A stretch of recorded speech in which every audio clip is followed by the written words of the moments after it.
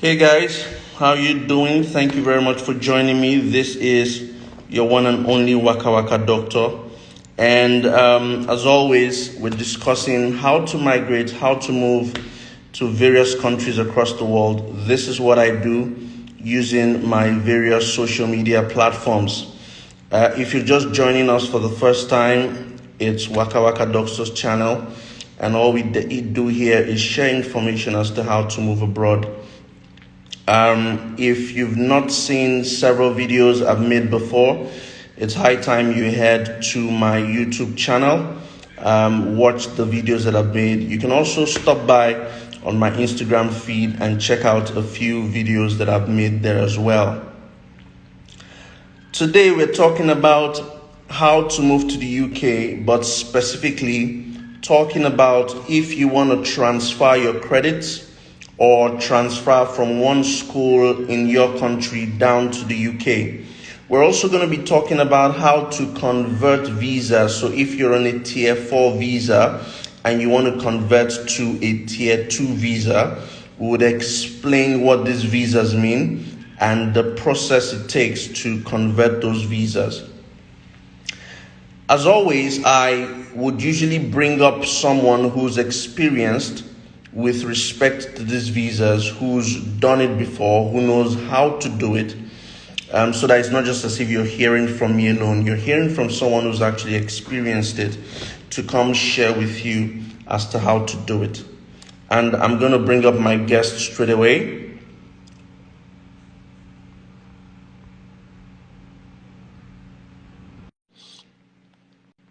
I have the videos that would educate you as to how to move to different countries across the world via education, job opportunities, loads and loads of videos that you can watch and get in for yourself. Hey, how are you doing? Hello, good evening. I'm fine, thank you. Good evening, good evening. It's great to hear your voice. It's great to Nice, see you. Thank you very much for thank joining. you. It's been weeks and weeks and weeks of going Yeah, back and forth and trying to see how we true. can get this done. But I'm so excited that eventually we got this Mm. cracking. Yeah. Thank you very much for Thank joining you me. so much, Look, and thank you, and thanks. not a problem at all. Not a problem at all. We did talk about the fact that you are now in the Yeah, UK and you moved as a yeah, student. And you talked about the fact that it was possible for you to transfer from Nigeria down to the yeah, UK. And you also have experience with changing visas yeah. as well, from tier 4 to tier 2. So we're going to try and educate people as to how we can do this. I mean, we don't have a lot of time, but we're going to do this as quickly as possible. So the floor is yours. I'll stop talking and let's just go ahead with it. Go on. Um, do I explain how I transferred from Nigeria to the UK, or because if you leave the floor open to me, I could talk to you tomorrow? The floor is open. So The yeah, floor is open. Go just ahead. so I should say how I transferred from okay, first of all, I will talk about how I transferred from Nigeria to the UK. But it's not going to be very detailed. I think I have a detailed video about that on my channel, Your Taste Lifestyle. So if you want a detailed process, what happened, why I decided to change, and how everything happened, you can check out my channel and you'll find all the information on there. But for tonight, I'm just going to give you a quick rundown on how I did it. So I transferred my program from Nigeria at some point. It was my undergraduate program, but this is applicable to both master's and PhD. So I was in my final year, no, in my fourth year. My course was a 5-year course in Nigeria. And my fourth year, I moved to the UK on a visiting, not a visiting visa, but on a dependent visa. But I came to visit at that point. But somehow I transferred from then to the UK, to a university in the UK. And I graduated with a UK university certificate instead of a Nigerian university certificate. Wait, let me cut you short. How long did you spend? Did you have to start No, over? that's the main thing. I went to final year straight away. I didn't have to start all over. Please, I'm interested in knowing how you did this. How did you do Okay, it? so First of all, I've advised people, if you want to transfer or if you want to move to the UK at all, don't apply to only one university, because, or even three. Three is not even a threshold, from 5 and above. So I applied to over 5 universities. Some of them came back, but none told me no anyway. But they told me that I was had to start from year 2. And me, I wanted only final year. I mean, I was already in my 4th year in Nigeria and I wanted to finish up, all right? So when they told me that it was 2nd year, but they gave me reasons, specific reasons, I had to call them on phone. And their reasons was like, the reason why we can't put you through to year 3, that's final year, because it's a 3-year course in the UK. So the reason why we can't put you through to final year is just because of your background. So they said it's a different curriculum. When it comes to, Africa has a different teaching, studying curriculum from the UK. So that was the only issue they had. But then some of them said we have a good result and all of that. But I think one other thing that pointed me out was, after JAMB in Nigeria, when JAMB will toss you up and down and then you will stay at home. So those periods when I stayed at home, I went to do some jobs. So I worked in a lab. I did some computer science course. I did a lot of things. So in my statement of purpose, or you may call it personal statement, statement of purpose, or cover letter, whatever the school you're going to are calling it.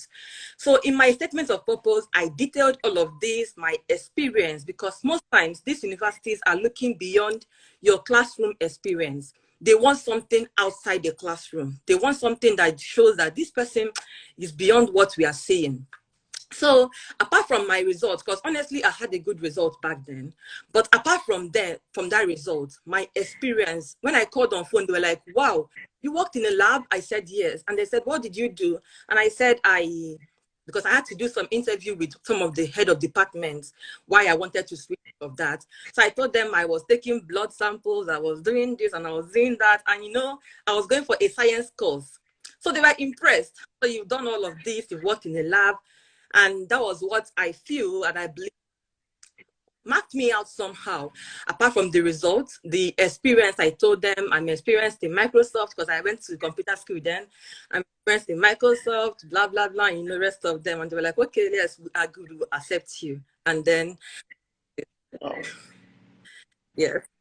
So it was easy for you to just transfer. So you only did one year.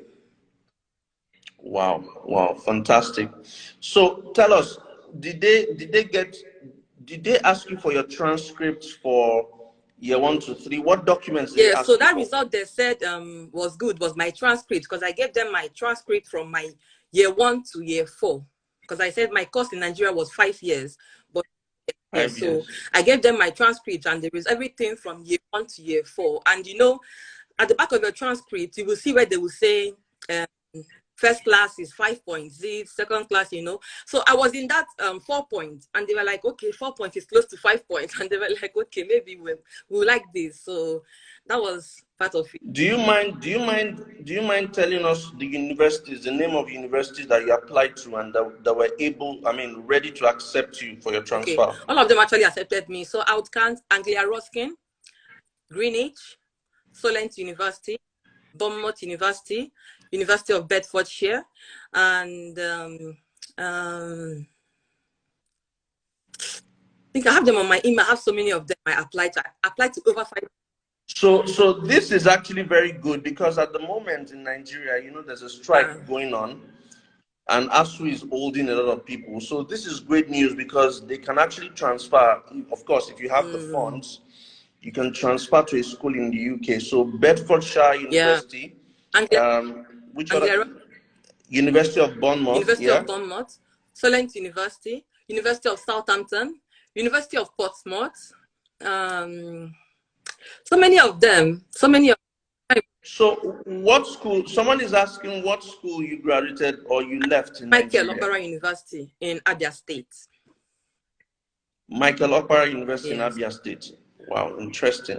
Okay, so sorry I cut you short. Go ahead. You want to know? So when you came in, you had were you able to work? Yeah, I was working full time because I was on a dependent visa. So I worked. I didn't have any restriction to the hours I could work. But in our communication earlier, when we had a chat, you did talk about the fact that it's possible to change from a tier 4 visa to a tier 2 Yes. visa.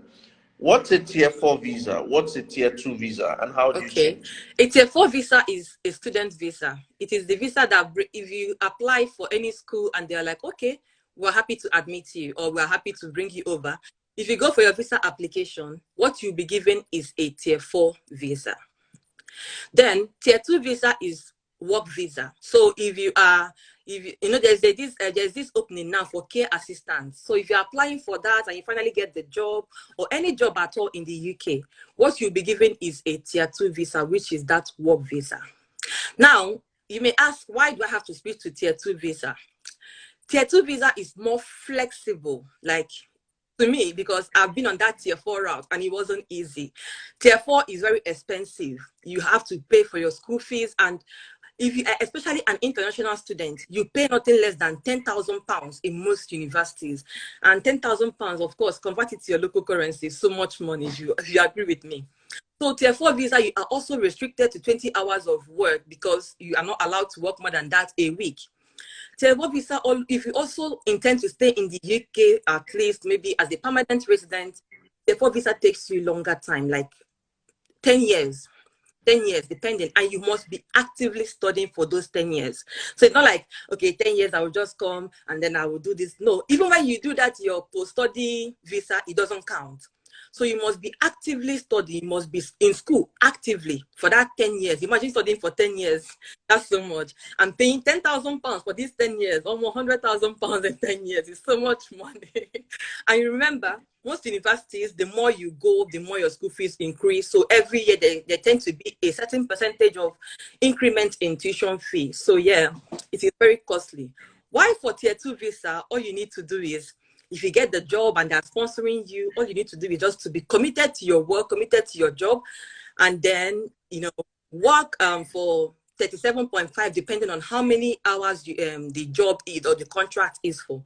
After 5 years or more, you relax, you get your ILR, you become more like a British citizen than, your citizen back home. So that's the difference. Tier 2 visa is a free and relaxing visa, while tier 4 is more restrictive. It is more restrictive. Not an easy one on it. So is there a process? Is there an actual process that goes into changing from tier 4 to tier 2? Okay. So changing from tier 4 to tier 2 takes strategic planning.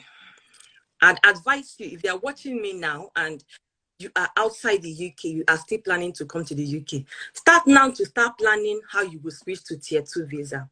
Now, what that means is, there are some jobs that are on the shortage occupation list right now. So if you study a course that is in line with those jobs, you are sure of at least 80% sure of getting a job at the end of your student.